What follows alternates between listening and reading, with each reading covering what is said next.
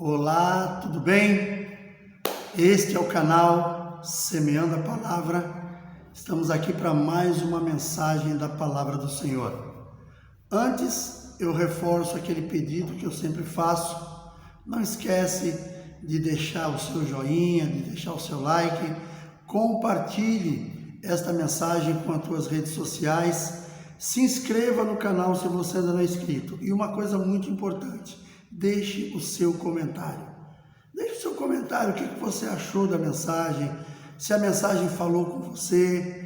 Isso é muito importante porque a partir do momento que isso acontece, a plataforma do YouTube percebe, ela entende que este canal está se tornando relevante e vai colocando ele numa condição melhor dentro da plataforma. E aí nós vamos poder receber maiores visualizações e com isso vem também o crescimento. Eu quero desde já agradecer você por estar aqui comigo e aguarde só um minutinho. Nós vamos a uma breve vinheta e logo em seguida estaremos dando início a mais uma mensagem da Palavra do Senhor.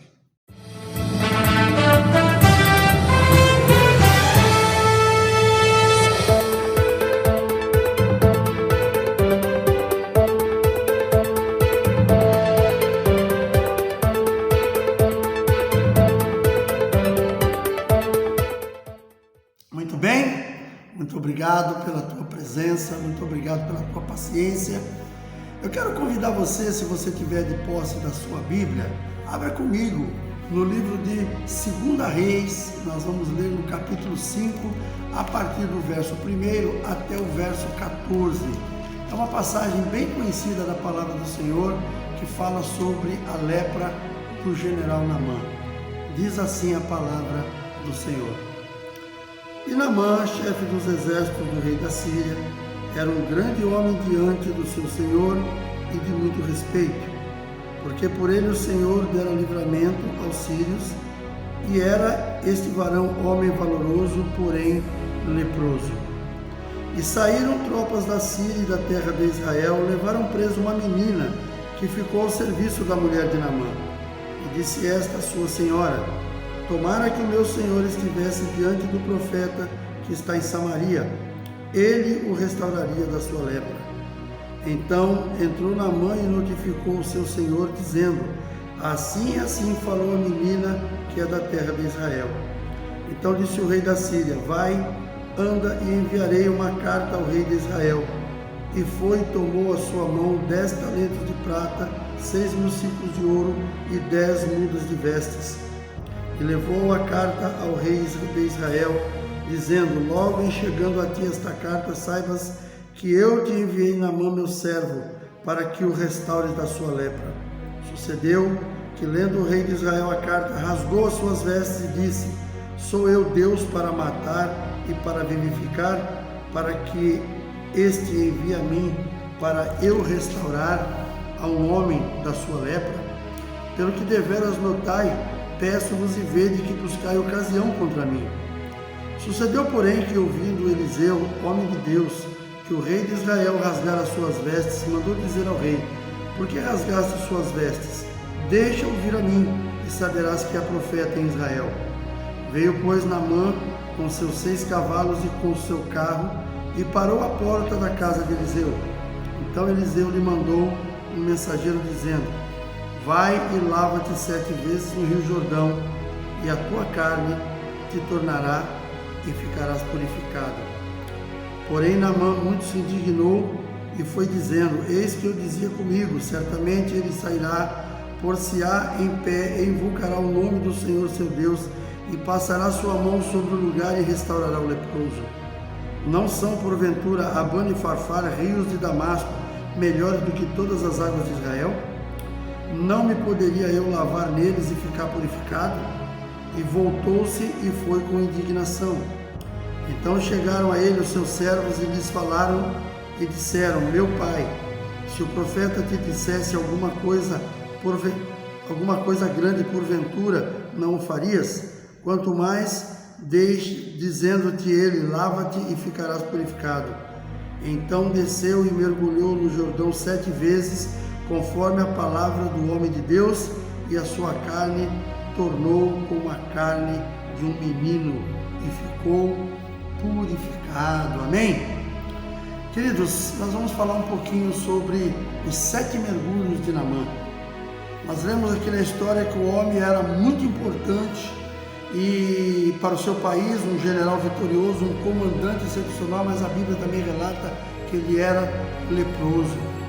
Talvez este homem, quando ele estava lá comandando as suas tropas, vestido naquele uniforme, muitas vezes com algumas medalhas ou um monte delas, um homem respeitadíssimo, porém quando ele chegava em casa, que ele tirava suas vestes, ele olhava-se no espelho, ele via a lepra no corpo dele, e aquilo naturalmente trazia um grande incômodo, desconforto. Aquele homem pensar: como pode eu ser um grande general, um homem honrado por todos, e quando eu tiro minhas vestes e me ponho diante do espelho, eu me vejo nessas condições. Só que aconteceu que, como nós lemos aqui, Israel havia sido, a Síria havia trazido lá de Israel uma menina que ficou aos cuidados da mulher de Naamã, e essa menina falou: se o meu Senhor estivesse diante do profeta em Samaria, ele o curaria da lepra. E aí Naamã levou ao conhecimento do rei, o rei falou: pera um pouquinho, então vamos resolver isso agora. Mandou Naamã com uma carta na mão, levou diretamente ao rei, não ao profeta, levou ao rei. E quando chegou lá, o rei ainda ficou indignado, porque ele falou que ele estava buscando alguma coisa contra mim. Como é que ele me manda aqui uma pessoa leprosa, como se eu fosse Deus que pudesse curar? Aí o profeta, sabendo do que havia acontecido, falou: manda esse homem até a mim, e vocês verão que há profeta em Israel. E aí aconteceu tudo aquilo que nós lemos aqui, quando o profeta apenas mandou Naamã se banhar 7 vezes no Rio Jordão. Naamã ficou um pouco indignado com aquilo, porque ele falou: poxa, lá em Damasco, nos rios Abana e Farfar, tem águas muito melhores do que as águas de Israel, do Rio Jordão. Não poderia eu me lavar lá mesmo? Aí precisa sempre ter alguém junto para aconselhar. Seus subordinados falaram para ele: meu pai, se te pedissem algo grande, o senhor não faria? Então, banhar-se nas águas do Rio Jordão é o menor que pode ser. Qual a dificuldade nisso? E aí ele reconheceu que ele precisava fazer aquilo. Então, a nossa mensagem é uma mensagem que ela é mostrando o que aconteceu através desses mergulhos que Naamã fez no Rio Jordão para chegar até o momento da cura. Então nós vamos ver aqui algumas situações que Naamã viveu naquele momento, porque quando ele teve que abrir mão, fazer as renúncias que ele fez para ele chegar até dentro do rio e fazer aquilo que o profeta havia lhe dito, precisou de algumas coisas acontecerem. E a primeira dela que eu quero dizer, que é o primeiro mergulho, que está no verso 11, onde diz assim: porém Naamã muito se indignou e se foi dizendo: eis que dizia comigo, certamente ele sairá, por se há de pé, e colocará e invocará o nome do Senhor seu Deus, e passará a sua mão sobre o lugar e restaurará o leproso. Ou seja, Naamã acreditava que ia ser de outra maneira. Então esse primeiro mergulho dele, nós vamos chamar aqui de mergulho da indignação. Naamã estava indignado que o profeta o mandasse mergulhar num rio como o Jordão, sendo que em Damasco havia rios bem melhores. Todavia, a sua indignação de nada adiantava dentro do que Deus tem prometido a nós segundo a sua palavra. Lição que nós aprendemos com essa primeira passagem, com esse primeiro mergulho: muitas vezes nos indignamos com algo sem saber realmente o que o Senhor vai realizar através daquilo. Aí a gente lembra aqui, eu quero lembrar de uma igreja do nosso ministério, que há alguns anos atrás, esta igreja ela estava estabelecida no lugar, e o proprietário daquele imóvel pediu o imóvel do nada. E a igreja não quis criar problema, ela saiu. O que aconteceu? Um membro da igreja que tinha uma loja do outro lado da rua, que era uma loja em que ele vendia ração, se ofereceu para o pastor daquela igreja, falou: pastor, enquanto não tiver um lugar que vocês aluguem, que vocês coloquem a nossa igreja para funcionar, pode usar o meu salão. A única coisa que tem é o seguinte: eu preciso, nos dias de culto, que a gente vá lá um pouco pouco antes, retire todo o produto que está dentro da loja e passar para o depósito. Depois que terminar o culto, tem que trazer de volta, porque no dia seguinte eu tenho que trabalhar. E no domingo tem que fazer a mesma coisa. Fazemos de manhã para a escola dominical. Após o culto da noite, aquele pessoal tem que trazer tudo de volta, reorganizar a frente da minha loja. E foi o que foi feito durante muito tempo. Nesse meio tempo, o ministério, juntamente com os membros da igreja, o pastor, eles se empenharam em encontrar um terreno para comprar. Compraram aquele terreno com certo sacrifício, mas conseguiram porque precisava. E nesse meio tempo aí começou-se uma construção e hoje tem ali uma linda igreja construída e aquela igreja é propriedade do ministério, ou seja, Deus trabalhou de uma forma diferente naquele lugar. Ele tirou a pessoa de um lugar que estava de certa forma acomodado e fez com que a ação, que a pessoa agisse de forma diferente e conseguiram comprar esse novo imóvel que hoje é um imóvel que pertence ao ministério. Então, às vezes, Deus age de uma certa forma que a gente não tem muito, sabe? A gente não entende muito no começo, mas depois a gente vem a entender.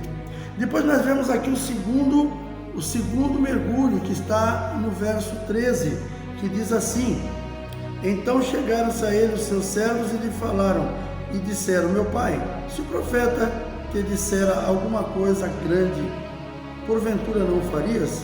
Quanto mais dizendo-te ele, lava-te e ficarás purificado. O segundo mergulho que eu quero falar para nós é o mergulho da humilhação, porque Naamã ficou se sentindo humilhado, porque ele falou, poxa, em Damasco tem rios melhores, a Abana e Farfar é muito melhor do que as águas do Rio Jordão, mas os seus subordinados, os seus soldados que estavam ali, pessoas mais chegadas a ele, falaram, escuta, mas se o profeta te pedisse algo grande, você não iria fazer? Então por que não faz esse que é pequeno, se ele está pedindo? E aí Naamã teve que se humilhar e aceitar aquilo que estava sendo imposto para ele. Naamã precisava se humilhar perante Deus, esquecendo quem ele era. Ele era um general, ele precisava se dobrar diante do Senhor. Um grande general, um herói no seu país, mas diante de Deus de Israel, apenas alguém muito necessitado de cura e de libertação. Naquele momento não importava quem ele era diante dos homens, mas como ele precisava se comportar diante de Deus. Para entrar no Jordão ele precisava tirar a farda e tudo que acompanhava suas vestimentas, seus ouros, suas medalhas, tudo teria que ser tirado. Ali seria só ele se humilhando para poder alcançar o seu milagre e estaria se desnudando perante os seus subalternos, o que também seria para ele uma grande humilhação. O que nós aprendemos com esta lição? A palavra de Deus diz que os humilhados serão exaltados. Lucas 14:11. Deus vê a nossa humildade diante das atitudes que temos, portanto, quando nos humilhamos diante do Senhor, chegamos mais próximos da nossa vitória. Então, quando nós compreendemos o que Deus quer para a nossa vida, mesmo que a gente se sinta naquele momento humilhado, mas vamos fazer, porque podemos ter a certeza que ao final de tudo aquilo, Deus haverá de nos dar também a nossa vitória. Também alcançaremos o nosso milagre. Então é importante a gente não se deixar levar pelas questões do orgulho, sabe? Ah não, eu não vou me rebaixar para essa pessoa, eu não vou tirar a roupa perto dos meus subalternos, eles vão ver que eu sou leproso, e uma série de outras coisas mais que a gente poderia enumerar. O terceiro mergulho é o mergulho da obediência, no verso 14, na parte A, que diz assim, então desceu e mergulhou no Jordão 7 vezes, conforme a palavra do homem de Deus. Aí Naamã foi obediente, porque ele percebeu que somente obedecendo é que ele alcançaria aquilo que ele estava buscando. Obediência é necessária para receber o milagre da parte de Deus. E Naamã teve que obedecer ao que o profeta Eliseu lhe disse, e sabemos que para um homem temido e respeitado como Naamã, era isso muito difícil. Obedecer às ordens de outras pessoas que ele entendia não estar à sua altura. Naturalmente, Naamã era um general, ele se sentia o topo da cadeia alimentar. Agora eu vou ter que obedecer uma pessoa que é subordinada a mim, uma pessoa que está muito abaixo de mim. Ele teve que obedecer. E essa obediência dele foi o que trouxe o milagre para ele. para ser curado da lepra, ele tinha que dar o primeiro passo e fazer o mergulho da obediência. O que nós tiramos como lição nessa importante parte que nós estamos falando? A obediência determina as vitórias que teremos na vida, seja ela imediata ou algo que Deus já preparou para nós, mas ainda não chegou. Se eu e você esperamos por algo da parte de Deus, precisamos primeiramente também ser obedientes à sua palavra, sabe? As promessas do Senhor hão de se cumprir na minha e na sua vida, se nós obedecermos à palavra de Deus. Depois nós temos aqui o quarto mergulho, é o mergulho da humildade. Imagine um homem muito rico se despindo de suas roupas finas, tirando seu distintivo que era parte da sua identidade, suas joias, enfim, toda a sua pompa diante de várias testemunhas que eram pessoas inferiores a ele. Desceu as águas para obedecer à ordem de alguém que ele mal conhecia. Talvez depois nem tivesse coragem de encarar as pessoas que o observavam, e assim foi o mergulho da humildade. Ou seja, Naamã naquele momento teve que deixar de lado tudo aquilo que ele tinha de arrogante, tudo aquilo que ele tinha de falta de humildade, tudo aquilo que ele tinha como um general, que era um cara que ele determinava, ele fala vai, a pessoa tinha que ir, ele fala vem, a pessoa tinha que vir. Então, tudo aquilo que ele tinha como ordem que ele poderia dar, mandamentos que ele podia determinar e as pessoas tinham que obedecer, naquele momento, o mergulho da humildade, ele tinha que deixar isso tudo de lado, ele tinha que esquecer tudo isso. Então, é uma questão muito importante da gente entender. E para a gente ter como lição importante, várias situações da vida servem para nos ensinar a ser mais humildes. Problemas e dificuldades, bem como relacionamentos difíceis, podem ser ferramentas úteis para quebrar o orgulho. Humildade tem a ver com aceitar humilhação. Onde há arrogância, não há espaço para receber o milagre de Deus. Pessoas arrogantes, pessoas que não têm humildade, dificilmente elas vão alcançar. Elas precisam, primeiramente, mudar o seu jeito de ser para que Deus venha agir na vida dela. Certa vez eu conheci uma pessoa que ele morava muito bem. Eu conheci já quando ele estava morando para essas bandas onde eu moro. Mas ele morava muito bem e ele tinha posses. E ele dizia, para quem quisesse ouvir, quando se falava em alguns lugares aqui da nossa cidade, falando, Deus me livre, num lugar desse eu nunca vou morar. Mas Deus um dia preparou para ele, porque ele acabou tomando um tombo muito grande, perdeu tudo que tinha e ele veio morar na nossa região aqui, e não exatamente aonde eu moro, mas numa parte mais humilde da nossa região, onde as pessoas vivem com um pouco mais de dificuldade. E ele teve que se dobrar, começou a ir para a igreja, começou a buscar em Deus. Hoje faz tempo que eu não o vejo, espero e creio que ele esteja bem melhor. Mas ele passou por esse momento muito difícil por causa da falta de humildade. Mas quando ele veio para cá, foi Deus quem preparou. Uma outra situação também que eu conheci foi de uma pessoa de trabalho. Não era meu amigo, mas a gente lembra dele quando ele era fazia parte da chefia de uma grande indústria aqui da região da Baixada. E era um cara muito arrogante, as pessoas não suportavam ele. Até que teve alguns problemas na época da construção civil, nos anos 80, e muitas obras foram paralisadas e pessoas que estavam ali trabalhando naquela empresa, muitos não aceitaram mudanças de cargo, tipo, o cara mantém um cargo de chefia, aí ele tinha que descer para um outro lugar, trabalhar no meio daqueles profissionais que têm uma profissão um pouco mais humilde, e muitos não aceitaram, mas esse cara aceitou. Eu fiquei sabendo que algumas pessoas até falavam com um certo desdém, falavam assim, pô, ver o cara lá com a mão cheia de graxa, mexendo com peça de mecânica, dá vontade de rir, as pessoas falavam. Mas aquele cara, naquele tempo, quando ele foi e aceitou aquilo ali, ele aprendeu coisas novas. Ele percebeu que a arrogância dele não levava ele a lugar nenhum. E mais tarde, Eu não convivi mais com ele depois disso, mas pessoas que conviveram me falaram que ele voltou ao cargo que ele tinha, só que de uma forma diferente. Por quê? Porque ele aprendeu muitas coisas. E quando a pessoa tem essa humildade de parar para ouvir, de aprender, mesmo que antes ela não era assim, essa pessoa tem uma grande oportunidade de ser melhor. E outro quinto mergulho que nós temos aqui é o mergulho da renúncia. Naamã precisava renunciar a tudo quanto ele já havia buscado como cura para o seu mal e entregar-se totalmente ao Deus de Israel para alcançar o seu objetivo. Neste caso também precisa haver renúncia.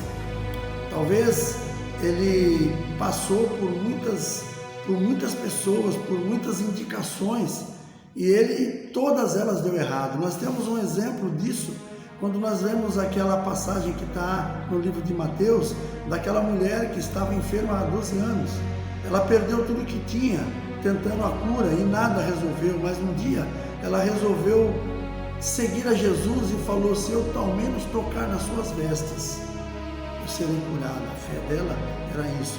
Então ela já teve que fazer um esforço muito grande para chegar em Jesus, porque primeiramente por ela ser mulher, uma pessoa que naquela época já era muito difícil estar ali vivendo no meio dos homens, ali junto com eles naquele momento, e ela ainda tinha que tocar nas vestes do Senhor. Então ela teve que abrir mão de uma série de coisas, teve que tomar uma coragem que poucas mulheres tinham para poder alcançar o seu objetivo. Assim aconteceu com Naamã também, nesta parte que nós lemos, porque ele teve que renunciar a muitas coisas. Ele teve que renunciar a tudo aquilo que ele já tinha tentado para poder alcançar a sua cura. Teve que se humilhar, ele teve que, por mais que tivesse indignação, ele teve que fazer tudo isso para alcançar o que ele queria. E a gente vê aqui que uma lição que nós aprendemos: não importa quem você seja, qual seja a sua posição dentro da sociedade, qual função exerce no seu trabalho, quanto dinheiro você tem. Algumas coisas só acontecem quando renunciamos àquilo que somos e possuímos, pois caso não o façamos, nada acontecerá. Então, torna-se muito importante a gente fazer isso. Outro, que é o sexto mergulho, é o mergulho da fé. Este mergulho de Naamã mostra que mesmo nada mudando nos mergulhos anteriores, este não perdeu a fé, que algo haveria de acontecer, e perseverou para alcançar a sua vitória. Que aprendemos como lição: não importa o tamanho da nossa fé, ela pode ser do tamanho de um grão de mostarda. Se perseverarmos nela, em algum momento o milagre vai acontecer. E para a gente encerrar o sétimo mergulho, o mergulho do milagre, finalmente, após o sétimo mergulho, Naamã alcançou sua tão sonhada cura. Lição que aprendemos: nunca desista dos seus sonhos, nunca desista dos seus objetivos. Como conclusão, todos os mergulhos dados por Naamã precisavam acontecer, pois Deus nos prova em nossas tentativas de alcançar algum objetivo. E nesse momento que a nossa fé precisa destacar e afastar de nós a incredulidade. O que ele já havia provado aos homens com seu heroísmo ficaria como um legado para a história da humanidade. Nestes 7 mergulhos a questão era com Deus e mais ninguém. Naamã precisava realmente provar para si mesmo aquilo que ele era. Ele precisava entender quem ele era. Naamã, ele era um homem que ele acreditava que a sua força, por causa do seu comando, por causa dele ser um general, uma posição que ele tinha dentro do reino da Síria, dentro do quartel onde ele comandava, talvez ele achasse que tudo aquilo era o suficiente, mas Deus permitiu uma lepra na vida dele para mostrar que ele não era nada. E ele precisou se dobrar diante do Senhor. E nós vemos aqui, nós não lemos o complemento, que depois, quando ele volta na casa do profeta, o profeta vem atendê-lo. E aí sim ele conhece o profeta, porque ele não conhecia. Ele até quis deixar ouro e prata presente ao profeta, mas o profeta não aceitou nada. Agora, uma coisa que eu queria deixar para nós aqui como entendimento: quando ele foi inicialmente, o profeta não veio a ele, apenas mandou uma mensagem. Quando ele voltou, o profeta veio falar com ele. O profeta aqui está representando o próprio Deus. É apenas uma conjectura. O profeta aqui, nessa passagem, representa o próprio Deus, determinando o que a pessoa deveria fazer para ser curada. Depois da cura, aí sim, aquela pessoa se apresenta e o profeta volta. Ou seja, a gente entende com isso que uma lição que nós tiramos disso: Deus não entra em templo sujo. Enquanto este homem estava com lepra, o pecado sobre a vida dele, o profeta não chegou nele. Quando ele estava limpo, aí o profeta veio para atendê-lo, para conversar com ele. E é desta forma também com o Senhor. Se nós queremos algo da parte de Deus, precisamos ter as nossas vestes limpas. E quem faz isso é o sangue de Jesus. É nos dobrarmos diante daquele que é o Rei dos Reis, Senhor dos Senhores. Queridos, você que está comigo até aqui, eu peço que você faça uma reflexão sobre esta mensagem. A lepra, ela representa o pecado nos nossos dias. E é muito perigoso a gente não cuidar para que ele seja tirado. Porque ela tem o dom também de se enraizar. E aí, quando isso acontece, se torna muito mais difícil. Então, pense comigo. A lepra, como pecado, ela tem que ser tirada. Então, não espere até amanhã. Não espere daqui a um tempo. Não espere que as coisas melhorem. Faça algo hoje para que a tua vida seja salva. Entregue sua vida ao Senhor. Se dobre diante daquele que é o Rei dos Reis, Senhor dos Senhores. Jesus é o único caminho que nós temos. Quero orar com você nesse momento. Em seguida estaremos fazendo nossas últimas considerações. Feche seus olhos. Pai querido, em nome de Jesus, quero te louvar e te agradecer por mais esta palavra. Obrigado, Senhor, por aqueles que assistiram e por aqueles que ainda hão de assistir. Eu peço em nome de Jesus que o Senhor venha trazer coisas novas ao coração de cada um. Que sejamos, Senhor, instrumentos para fazer a tua vontade. Que a lepra, Senhor, que é o pecado, não venha permanecer nas nossas vidas, mas que nós venhamos ser limpos pelo sangue de Jesus. Que a tua paz e o teu poder sejam derramados em nossas vidas e tudo em nós seja para a glória do teu nome. Te louvamos e te agradecemos em nome de Jesus. Amém. Glória a Deus. Obrigado por você estar aqui até agora. Um beijo no coração, um forte abraço e até o próximo vídeo, permitindo Deus.